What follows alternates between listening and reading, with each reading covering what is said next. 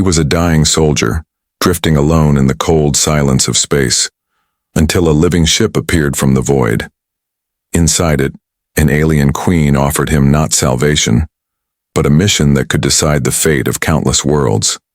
Her daughter, a fragile being of impossible power, is hunted by creatures that feed on chaos, and now, this human, untrained and uncertain, stands between her and extinction. What began as a final breath became the beginning of a war for reality itself. If you are new here, then please subscribe this channel and show thumbs up by liking the video. Let's move toward wonderful story. Lieutenant Riven Hale floated in silence, alone in the vast emptiness between stars.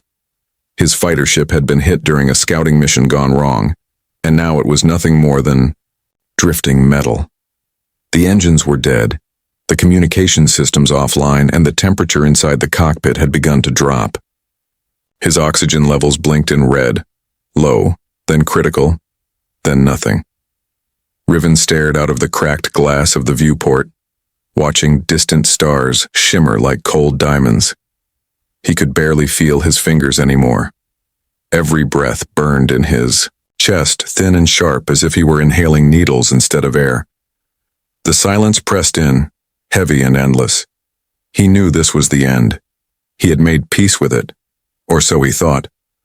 But just when the darkness began to pull him under, something shifted. From the edge of the void, a shape appeared. At first, he thought it was a hallucination. Maybe his brain, deprived of oxygen, had started making up visions to distract him from dying. But the shape grew larger, closer, and then it moved. It wasn't a ship, at least not like any he'd ever seen. It was alive. The vessel drifted toward him without engines or lights. Its surface glowed faintly, like the skin of a deep-sea creature covered in pulsing veins of blue and violet. It seemed to swim through the vacuum of space, gliding smoothly, defying the rules Riven had spent his life learning. As it neared, a part of it opened, not with gears or panels, but like the petals of a flower unfolding in slow motion. Light poured from the opening, soft and golden, washing over the wreck of Riven's ship. Before he could react, a beam of that light pulled him forward. His body left the ruined cockpit without resistance, suspended in a bubble of warmth. He didn't feel fear, only confusion. The cold vanished. He could breathe again.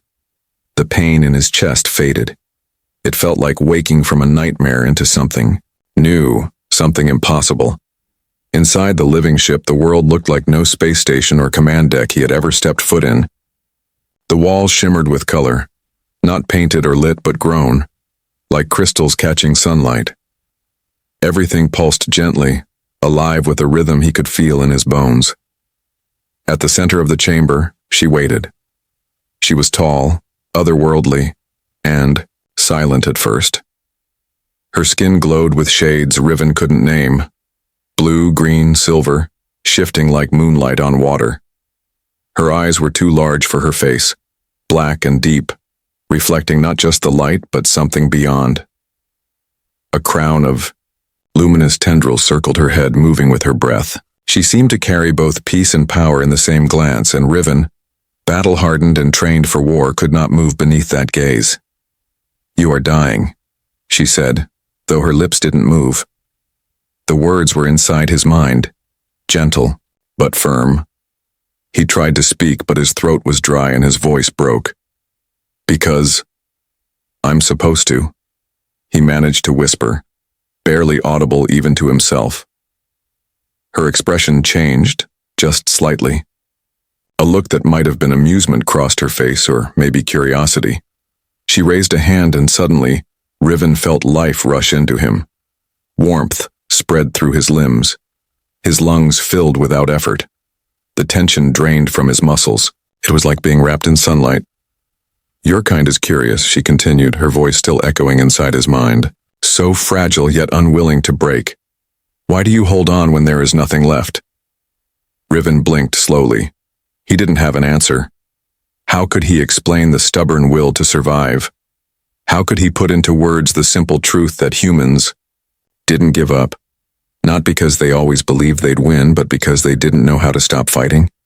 Maybe we're just too stubborn, he said after a moment. Or too foolish. To his surprise, she laughed. It was not a human sound, but not unpleasant. Like wind chimes in a canyon, or the first drops of rain on metal. Foolishness does not build cities, she said. Nor does it launch ships into the stars. There is something else in your kind. Something rare. As she spoke, Riven noticed a holographic display rise beside her. On it, Earth appeared, viewed from orbit, its oceans and clouds swirling. Continents bathed in golden sunlight. It was beautiful. He hadn't seen his home from space in years. Not like this. Tell me, the Queen said softly, about this place you come from. This world. And so, Riven spoke. Not like a soldier giving a report, but like a person remembering. He told her about the forests and cities, about music and laughter, about war and peace. He told her about pain and joy, about moments that mattered. She didn't interrupt. She listened, not just to the words, but to the meaning behind them. When he finally stopped, she was silent for a long time. Then she said his name, not just with her voice, but in a way that felt like it was etched into the air around him. Riven Hale, my daughter needs you. The word struck him like a bolt of lightning. He stared at her, stunned. Your daughter? He asked. What do you mean? The Queen stepped forward, and the world shifted again. You will understand. Soon, she said. But first, you must choose. Riven followed the alien Queen through a tunnel of shifting light. The walls around him pulsed with soft colors, changing like a living rainbow. It felt like walking through a dream. His body moved, but it was hard to tell if he was walking or floating. He glanced at the Queen ahead of him, her form glowing faintly in the dim light. She didn't speak again, and he didn't ask questions. The only sound was the hum of energy vibrating in the air. After what felt like both a minute and a lifetime, they arrived. The chamber they entered opened into a wide, circular room unlike anything Riven had seen before. The floor was made of smooth stone, but it glowed with faint patterns that shifted like water. Orbs floated in the air, slow and steady, giving off a warm, pulsing light. In the center of the chamber was a raised platform, and on it sat someone who didn't look like a queen or a warrior or even a threat. She was young. At least she looked young. Her skin shimmered like her mother's, but her eyes were different. They were wide, curious, and filled with something that struck Riven harder than any weapon ever had. Vulnerability. She stood as they entered, uncertain but steady. The Queen gestured with one hand. This is Lysara, she said. My daughter. Lysara stepped forward, and for a moment, no one spoke. Then she reached out her hand, not to shake his or touch him, but simply to connect. As Riven looked into her eyes, something happened. A flood of emotions, images and thoughts rushed into him all at once. He saw battles, entire planets burning, creatures made of shadow, and then quiet moments, a tree swaying in the wind, a child laughing, someone holding Lysara's hand in a time of fear. He staggered back, breath caught in his chest. Lysara pulled her hand back, her expression soft with apology. I didn't mean to overwhelm you, she said, her voice barely louder than a whisper. Sometimes the memories come too fast. What was that? Riven asked, still catching his breath. A piece of my mind, she replied. A glimpse of what I carry. The Queen watched them both. Lysara sees beyond what you call time. She doesn't just witness one future, she sees many. But the gift takes from her each time she uses it. The visions leave her drained, sometimes lost for days. Riven looked at Lysara again. She didn't seem powerful at all. She looked tired. And yet there was something about her, something bright like a candle in darkness. He didn't know how to describe it, but he felt it. Why me? He asked the Queen. Why not someone stronger? Someone trained for whatever this is? Because strength is not always power, she answered. Sometimes strength is choosing to stand when fear says to run. You've done that more times than you know. Before he could respond, the chamber trembled. A low rumble filled the space. The orbs in the air flickered, their light turning from warm to red. Riven turned toward the entrance, instincts screaming. "They've found us," the queen said, her voice tight. Suddenly the air split open like torn fabric and shadows poured into the room. They weren't shaped like people, not exactly. But they moved with purpose, and their glowing red eyes fixed on Lysara. "Shroudborn," the queen hissed. "Creatures of the void. They want her power." Without thinking, Riven stepped in front of Lysara. "Stay behind me," he said. He pulled the small combat blade he still had strapped to his leg and lunged at the nearest shadow. The blade passed through its body like air. It didn't even flinch. The creature swiped back, claws brushing his shoulder. It wasn't a physical wound. It felt like something inside him had been scratched, something deep. "They don't belong here," Lysara shouted. "You can't fight them like this. You have to break their hold on this space. Picture them being pulled away. Torn from here." Riven didn't understand, but he tried. He looked at the creature and imagined it dissolving as if smoke in the wind. At first, nothing happened. Then, the creature flickered. Its shape shimmered. Riven stepped forward and imagined it vanishing, completely. With a sound like wind being sucked out of a tunnel, the creature vanished. He didn't have time to celebrate. More shadows closed in. Lysara moved to the center of the platform, lifting her arms. The orbs around her pulsed brighter, sending waves of energy through the room. One of the creatures disintegrated on the spot. Another one stumbled back. When the queen summoned a weapon from thin air, a long staff crackling with golden energy, and struck at one of the shadows, tearing it apart. Riven fought as best he could, using his thoughts and will as much as his body. And slowly, together, they pushed the creatures back. At last, the final shadow faded. The room was still again, but the damage was clear. The lights dimmed. Lysara knelt on the floor, trembling from exhaustion. "You did well," she whispered. Riven dropped to his knees beside her. "You saved me first." The queen approached, her voice grim. "This was only a scouting force. There will be more. They know where we are." Lysara slowly stood, eyes full of quiet determination. "Then we prepare," she said. "We don't run. We fight." Riven looked at her, this young being with the weight of worlds on her shoulders. And for the first time since crashing in, deep space, he felt something new. Hope. The days that followed were filled with quiet tension. Riven Hale remained at the side of Lysara and her mother, the queen, as they moved from the ruined chamber to a safer place deep within the living ship. It was a sanctuary of sorts, hidden from those who hunted them.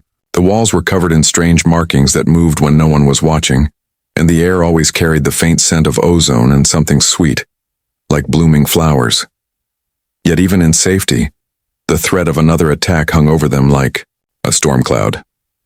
Lysara spent most of her time in meditation, preparing herself for the vision she would need to control. Her powers weren't something she could turn on and off. They came in waves, sometimes gentle, sometimes violent, and when they struck, she was left weak, like a flame flickering in the wind. Riven watched her struggle with it. She never complained, but he saw the way her hands shook after each vision. He saw the shadows under her eyes, the way she tried to hide her fear. And every time he stood closer, hoping to be the anchor she needed. But not everyone welcomed him. Captain Maven, a high-ranking warrior from Lysara's people, made her distrust of Riven clear from the beginning. Tall and broad-shouldered, with eyes that missed nothing, Maven saw him as a risk. A human untrained in their ways, thrown into a conflict far beyond his understanding. She confronted him the second day. "You don't belong here," she said, crossing her arms tightly. "Your presence puts her at greater risk." Riven didn't argue. He understood her fear. "Maybe," he admitted. "But she trusts me. That has to mean something." Maven frowned. "Trust is earned. and easily broken. They left it at that, but the tension remained. Later that evening, Riven met Elder Solon, a quiet figure who seemed to carry the weight of centuries in his eyes. He walked with a cane made of twisted metal and bone, and his voice sounded like wind through hollow stone. "The girl has chosen you," Solon said simply. "I didn't ask to be chosen," Riven replied. "No one ever does," the elder said, "but some are still meant." Solon told him of a prophecy older than the stars, about a groundborn who would walk beside the light-bearer, someone from a distant world who would act as her tether, not to protect her power, but to remind her of what truly mattered when the weight became too much. Riven didn't believe in destiny. He believed in choices, actions, effort. But something about the way Solon spoke made him think, maybe, just maybe, there was more at play than chance. By the third day, Lysera and Riven were training together, not in the way warriors trained, but through connection. They sat across from each other in a quiet chamber, eyes closed, breathing in sync. Lysera taught him how to open his mind to her without losing himself, how to share emotion without drowning in it. The connection between them deepened, becoming more than a bond. It became a lifeline. One afternoon, a sudden tremor shook the ship. Riven jumped to his feet as alarms echoed down the halls. He raced toward Lysera's chamber and found her on the floor, clutching her head. Shadows curled at the edges of her vision, not real ones but signs of another vision pushing through. "They're inside," she gasped. "Someone. Let them in." The queen arrived moments later, her face pale and furious. "We've been betrayed." Maven led a group of guards into the heart of the sanctuary. There they found a gate left open, a passage that should have been sealed. One of their own had broken the protection shield. The attack came fast, smaller than before, but just as deadly. The Shroudborn slipped through the cracks in reality, claws glinting, eyes burning. This time Riven didn't hesitate. He didn't wait for instructions or permission. He moved to Lysera's side and helped her focus. Together, they formed a mental wall, holding the invaders back. When she faltered, he steadied her. When her breath caught from the pressure, he whispered reminders. "You're stronger than this, I've seen it." Maven fought at their front, striking with unmatched skill. When one of the shadows nearly broke through the shield, she dove between it and Lysera, taking a blow that knocked her back. Riven ran to her, helped her to her feet, and something shifted between them. No words were said, but for the first time, Maven didn't look at him with anger. She nodded once, just barely. Together they drove the last of the invaders out. In the stillness that followed, Lysera leaned against the wall, her face pale but her eyes bright. "You stayed," she said to Riven, her voice filled with quiet gratitude. "I told you I would," he answered, wiping sweat from his brow. "And I meant it." Later, as the group gathered to plan their next move, the queen made a rare public statement. "The bond between them," she said, gesturing to Riven and Lysera, "is what will hold the future together. We can no longer afford doubt." Captain Maven remained silent, but her eyes said what her lips would not. For the first time since arriving, Riven felt like he belonged, but he also knew the hardest part was yet to come. The journey to the sanctuary was longer than Riven expected. Their ship flew through regions of space he had never seen, crossing the edge of known charts and into the forgotten. Outside the windows, stars drifted like silent watchers, and strange lights flickered in the distance. Lysera stood near him most of the way, quiet, focused, her hands clasped behind her back. There was something different in her now, stronger, steadier. She was no longer the fragile girl he first met, trembling under the weight of her visions. Still, Riven could see the cost in her eyes. Each moment of power pulled something from her. He wished he could carry part of that burden, but all he could do was stay close and keep his promise. The ship finally arrived at the sanctuary, hidden deep within the core of a dying star. The place was ancient, built before memory, and protected by walls of energy older than time. As they entered, Riven felt the air grow thick with energy.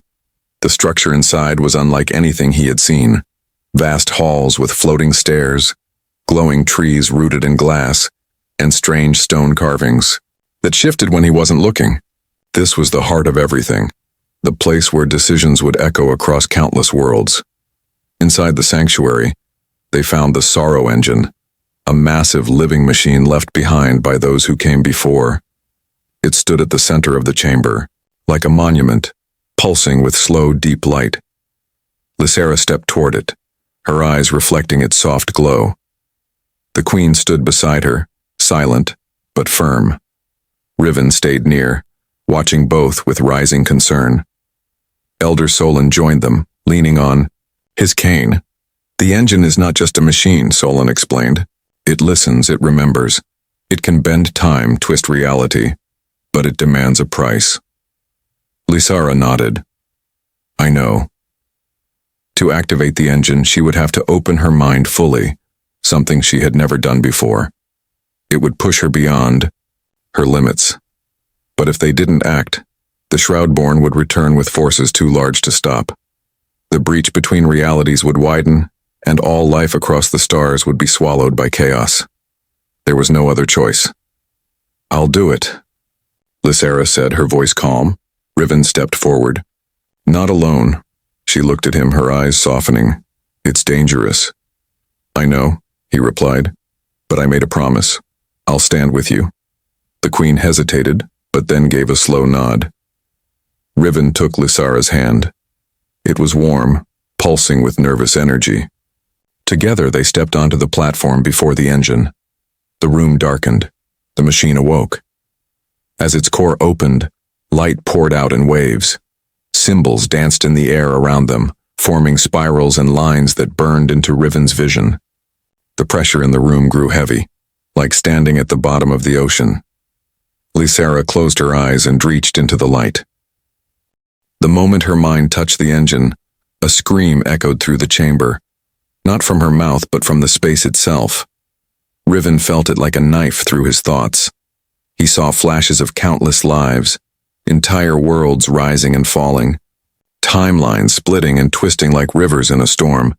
Through it all, he held on to Lysera, grounding her. Her hands trembled, her breath came in short gasps, but she didn't let go. Then, something changed. Instead of closing the breach, Lysera began shaping it. She didn't seal it off, she wove new threads through it. Her light reached into the cracks, calming the chaos rather than rejecting it. The engine responded, shifting its hum to a softer tone, like a song. The room brightened. Slowly, the storm faded. When it ended, Riven collapsed to one knee. Lysera fell beside him, exhausted but alive. The engine's core dimmed, then went still. It had accepted her gift and her choice.